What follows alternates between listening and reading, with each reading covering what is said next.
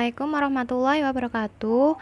Perkenalkan, nama saya Rizky Cahaya Melania, NPM 18025, sesi Selasa 1, meja 03.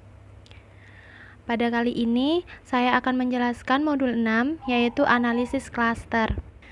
Topik bahasan yang akan saya bahas kali ini yaitu yang pertama ada analisis klaster, yang kedua ada K-mean cluster, terus yang ketiga ada hierarchical cluster, terus yang keempat ada IBM SPSS 20.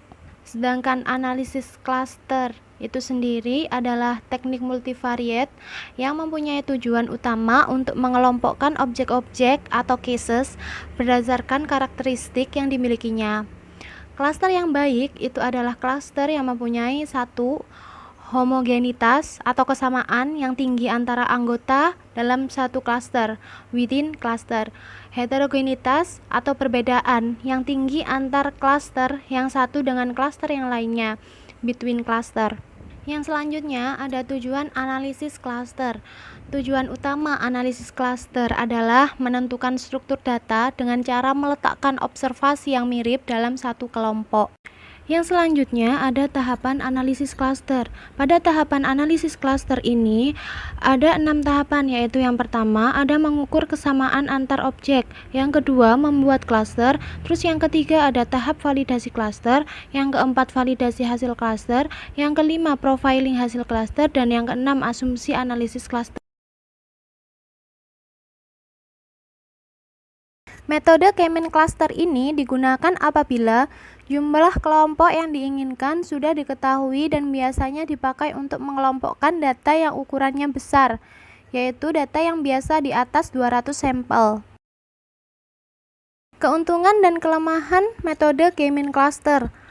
Keuntungan: metode K-mean cluster memiliki keuntungan dapat melakukan analisis sampel dalam ukuran yang lebih besar dengan lebih efisien.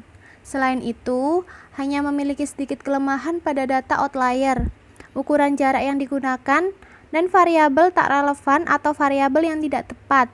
Sedangkan kelemahan K-mean cluster adalah memiliki kelemahan untuk titik bakal random lebih buruk daripada metode hierarki. Yang selanjutnya ada pendekatan metode K-mean cluster. Pada pendekatan metode K-mean cluster ini ada 3 pendekatan, yaitu yang pertama sequential threshold, yang kedua optimization, dan yang ketiga parallel threshold.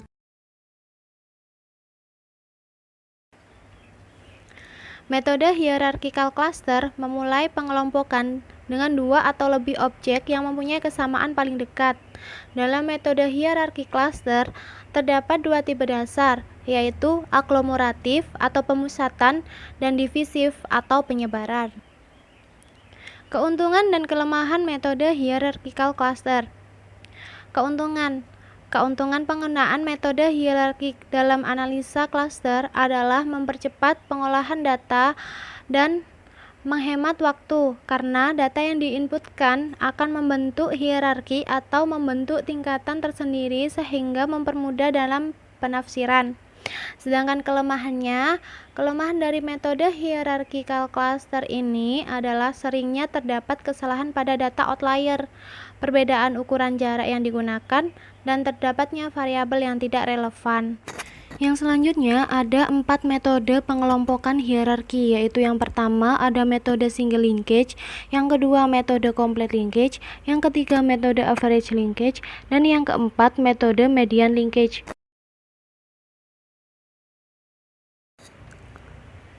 Pengertian SPSS. SPSS adalah sebuah program aplikasi yang memiliki kemampuan untuk analisis statistik cukup tinggi, serta sistem manajemen data pada lingkungan grafis dengan menggunakan menu-menu deskriptif dan kotak-kotak dialog yang sederhana, sehingga mudah dipahami untuk cara pengoperasiannya. SPSS banyak digunakan dalam berbagai riset pemasaran, pengendalian, dan perbaikan mutu atau quality improvement, serta riset-riset sains. Fasilitas SPSS. Beberapa kemudahan yang lain yang dimiliki SPSS dalam pengoperasiannya adalah sebagai berikut, yaitu yang pertama ada data editor. Data editor ini merupakan jendela untuk pengolahan data, untuk mendefinisikan, memasukkan, mengedit, dan menampilkan data. Terus yang kedua ada viewer. Viewer mempermudah pemakaian untuk melihat hasil pemrosesan. Terus yang ketiga ada multidimensional pivot tables. Dalam hasil pengolahan data akan ditujukan dengan multidimensional pivot tables. Terus yang keempat ada high resolution graphics. Dengan kemampuan grafikal beresolusi tinggi akan membuat SPSS mudah dioperasikan dan membuat pemakai merasa nyaman dalam pengerjaannya. Terus yang kelima ada database access. Pemakaian program ini dapat memperoleh kembali informasi dari sebuah database dengan menggunakan database wizard. Terus yang keenam ada transformation. Transformasi data akan membantu pemakai memperoleh data yang siap untuk dianalisis. Terus yang ketujuh ada electronic distribution. Dalam electronic distribution ini pengguna dapat mengirimkan laporan secara elektronik. Terus yang kedelapan ada online help. SPSS menyediakan fasilitas online help yang akan selalu siap membantu pemakai dalam melakukan pekerjaannya. Terus yang ke-9 ada akses data tanpa tempat penyimpanan sementara.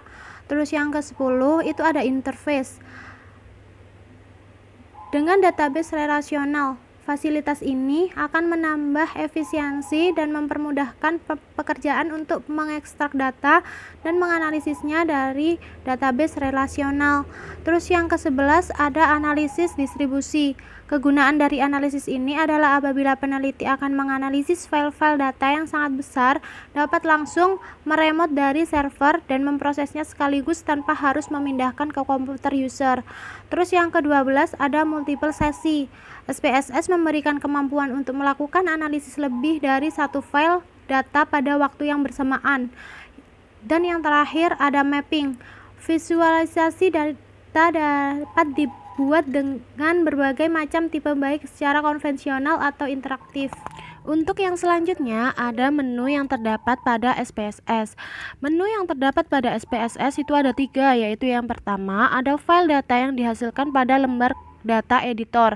Terus yang kedua ada file teks atau objek yang dihasilkan oleh lembar output. Dan yang ketiga ada file objek gambar atau chart yang dihasilkan oleh chart window. Selanjutnya ada menu yang terdapat pada SPSS secara khusus, yaitu ada file. File ini untuk operasi file dokumen SPSS yang telah dibuat. Terus yang kedua ada new. New digunakan untuk membuat lembar kerja baru SPSS. Terus yang ketiga ada open. Open untuk membuka dokumen SPSS yang telah ada. Terus yang keempat ada edit. Edit ini untuk melakukan pengeditan pada operasi SPSS baik data serta pengaturan atau option untuk konfigurasi SPSS secara keseluruhan. Terus yang kelima ada view. View ini untuk pengaturan tampilan layar kerja SPSS serta mengetahui proses-proses yang sedang terjadi pada operasi SPSS. Terus yang keenam ada data. Menu data digunakan untuk melakukan pemrosesan data. Terus yang ketujuh ada transform. Menu transform dipergunakan untuk melakukan pembaharuan atau penambahan data. Terus yang kedelapan ada analyze. Menu analyze digunakan untuk melakukan analisis data yang telah kita masukkan ke dalam komputer. Terus yang kesembilan ada menu graph. Menu graph digunakan untuk membuat grafik, diantaranya ialah bar, line, pie, dan lain-lain. Terus yang ke-10 ada utilities. Menu utilities dipergunakan untuk mengetahui informasi variabel, informasi file, dan lain-lain. Terus ada H1. Menu H1 digunakan untuk memberikan perintah kepada SPSS jika ingin menggunakan aplikasi tambahan, misalnya menggunakan aplikasi AMOS, SPSS Data Entry, Text Analyze, dan sebagainya. Terus yang ke-12 ada Windows. Menu Windows digunakan untuk melakukan perpindahan atau switch dari satu file ke file yang lainnya.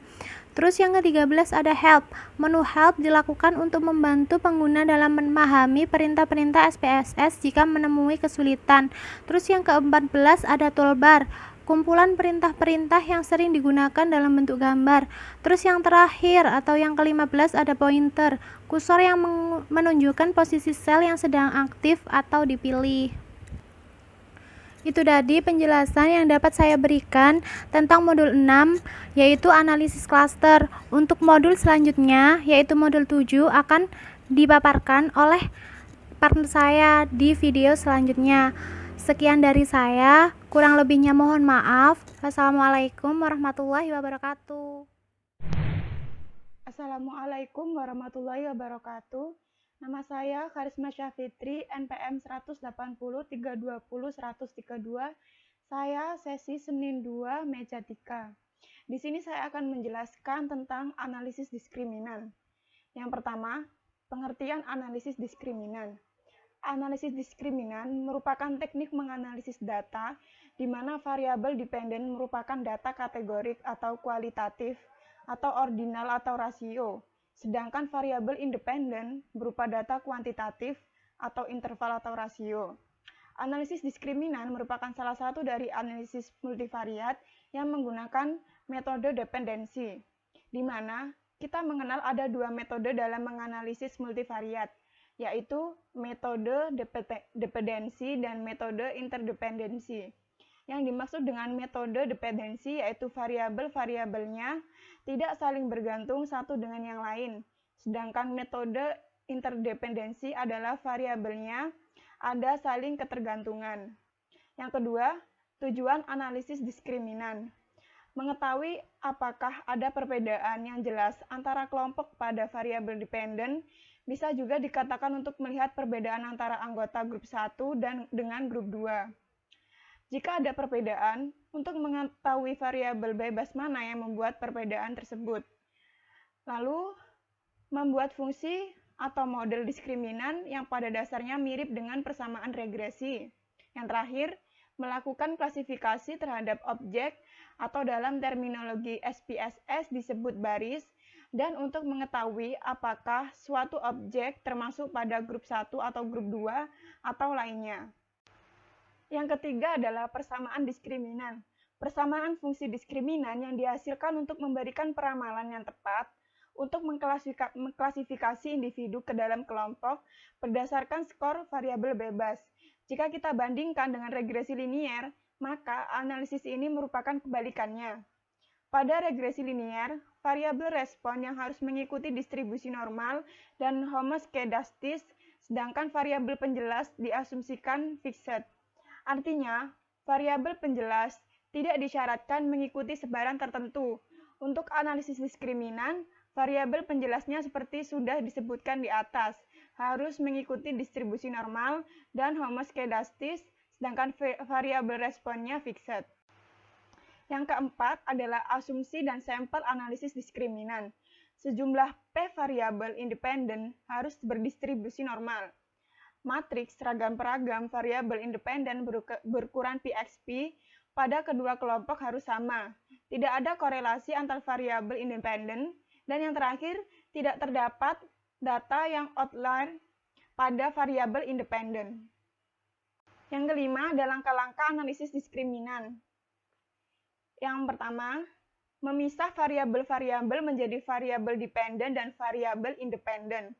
Menentukan metode untuk membuat fungsi diskriminan. Pada prinsipnya terdapat dua metode dasar untuk membuat fungsi diskriminan, yakni simultaneous estimation. Semua variabel independen dimasukkan secara bersama-sama, kemudian dilakukan proses diskriminan. Yang kedua ada stepwise estimation, yaitu variabel independen yang dimasukkan satu persatu ke dalam model diskriminan. Pada proses ini akan ada variabel yang tetap ada dalam model dan ada variabel yang dibuang dari model. Yang ketiga adalah menguji signifikan dari fungsi diskriminan yang telah terbentuk menggunakan Wix lambda, Piley, Vites, dan uji lainnya.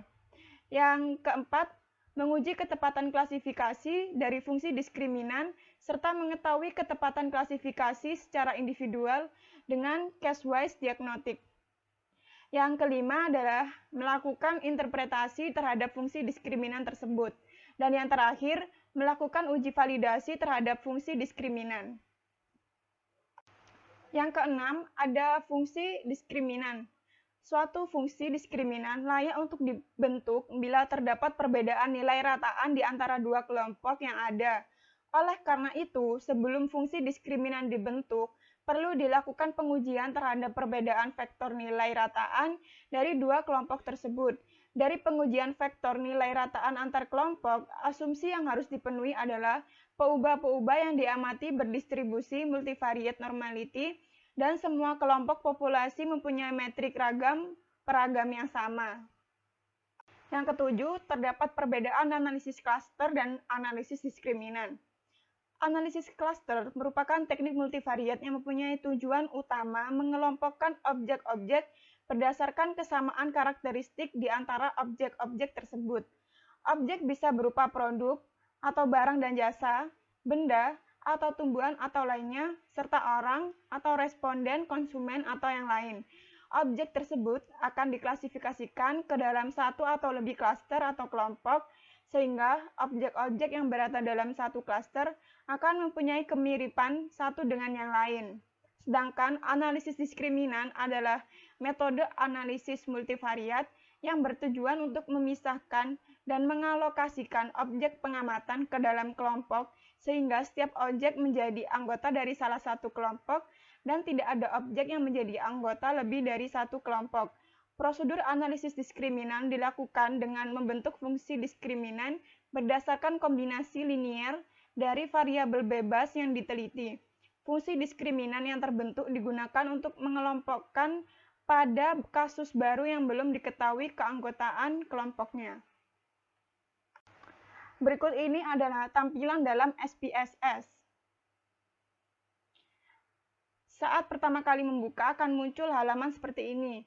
Dan untuk mengisi variabelnya, kita akan menekan variabel view.